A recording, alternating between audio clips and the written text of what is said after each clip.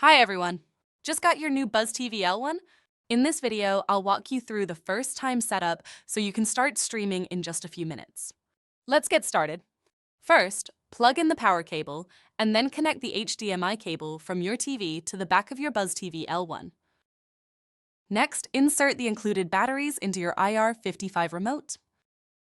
When you turn on the device, you'll see the BuzzTV logo and the boot splash screen. Right after that, the setup wizard will appear. Here's what to do. First, select your language.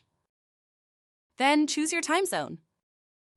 Next, connect to the internet by entering your Wi-Fi details or plug in your Ethernet cable for a wired connection. The system will now connect and download its first updates. Once the updates are complete, you'll land on the home screen, ready to add your server and start streaming your favorite content. And that's it. Your BuzzTV L1 is all set up and ready to go. For more tips and guides, check out our other BuzzTV support videos. Thanks for watching!